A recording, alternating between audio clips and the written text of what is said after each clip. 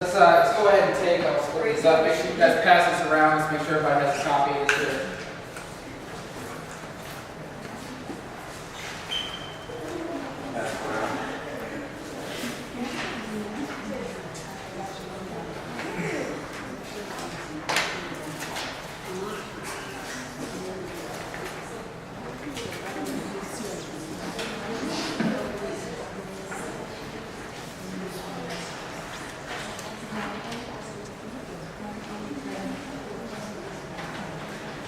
Alright, so today, the topic today is going to be more of a championship mentality, eliminating the what ifs and kind of avoiding having regret in the future. You know, it's a pretty sad story when I'm gone for 2 days and I come back and I hear that we have a yellow day and a red day, not giving the effort that's required for us to get better. And the issue with that is that there's other teams out there that are working hard, that are getting better. And so I've got a couple videos up here. One is a summer training camp, just like how we're doing right now. And you'll see another school, your competition, working hard. So when every time that you come through and you go through a workout, you're not giving everything you have, realize that somebody else is. And somebody else is working to take your spot. Okay? So we'll show one video here. The second video is going to be Tennessee basketball. Okay? Competition as well. And you'll see how they're working hard as well. So if you're not going to work hard and put the effort into what you're doing, somebody else is going to work hard and taking your spot. And you don't want to have regret going on in the future, looking back and saying, man, I wish I could have done things different. Okay, so just watching these videos here. If you want to go ahead and play that first video. Just showing some clips here. We're not the only people here that's working hard, that is actually working and doing stuff over the summer. So just keep in mind, as you watch this here, all right, there should be no excuses in the stuff that you're doing. So when we ask you to do something, you should be able to work hard and go through it without having any kind of complaints and doing stuff that you're supposed to do the whole time. Girls slinging sledgehammers against tires, doing all kinds of flipping tires over.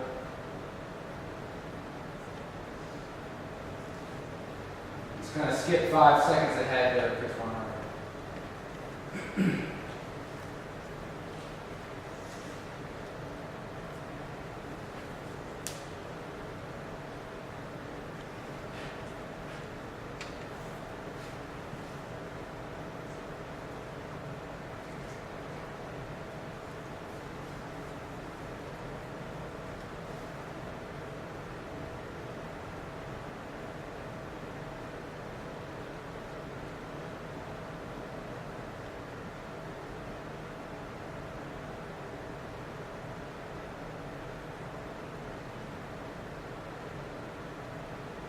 And then if you want to go on and show them the next page. All right, here's Tennessee women's basketball.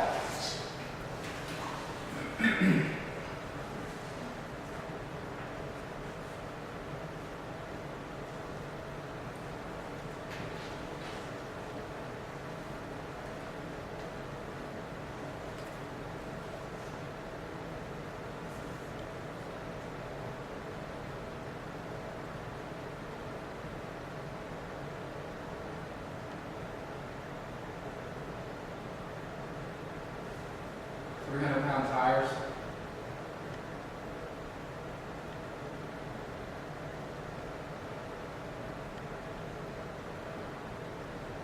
Okay, that's good right there on the video.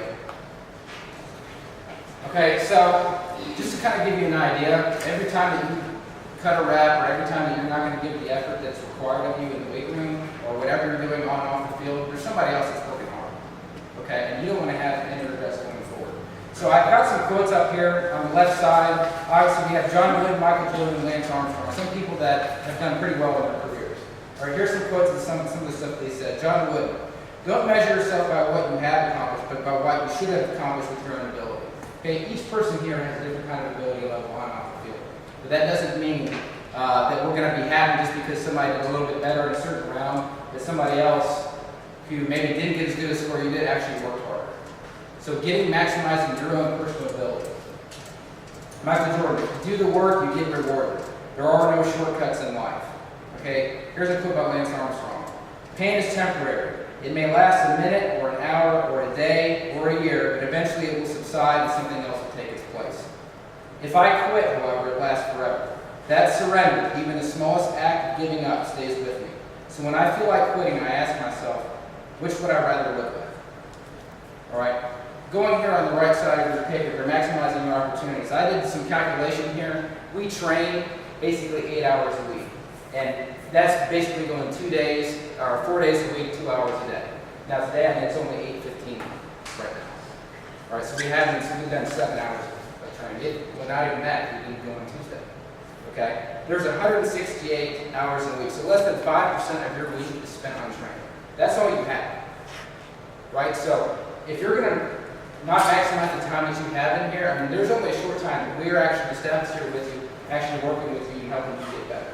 All right? You need to make sure that you're maximizing your opportunities and your time here in the weight room. Okay? The second thing, and this is a big thing here. All right, no sports skills or talent is required in the weight room. There's no excuses for lack of effort. Okay? It doesn't matter whether you're the best player in your team or a player that is trying to break into the lineup or whatever. Okay? There is absolutely no skill set or skill level required related to your sport in the weight room. None. Right? So there's no reason why we should have any kind of lack of effort. All right? What you do in here will translate onto the field. If you're somebody that's not going to work hard in here, all right, somebody else is going to work hard on the field and do that stuff for you. There should be absolutely no excuse. Showing a good attitude and working hard doesn't require any skill level whatsoever. Every person in this room can do that. Every single one of them. Doesn't matter what your talent level is. But yet, when you come in here, there's some times or some individuals that don't give everything they have, that show a bad attitude, that roll their eyes every time a coach is trying to correct them and doing something. That's the kind of stuff that is going to hinder yourself as a player.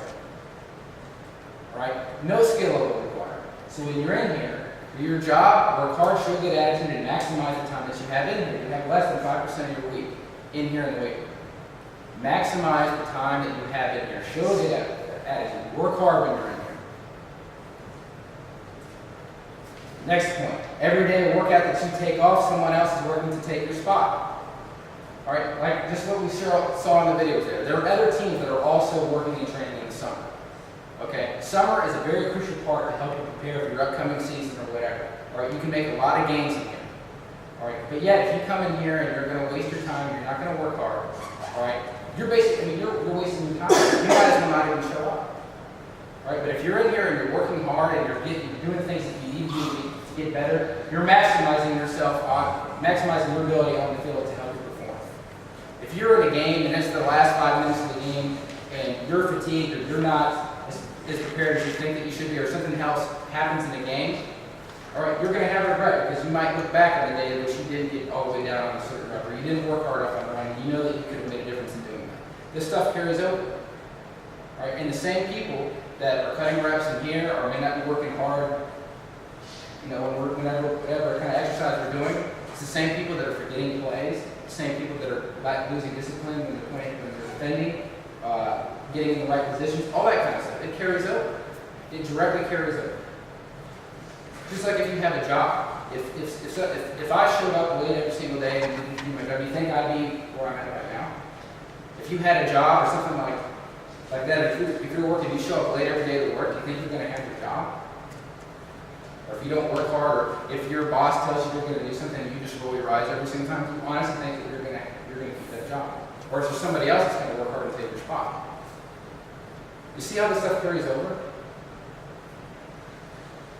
All right, live your life and career without regret. Base every decision on this.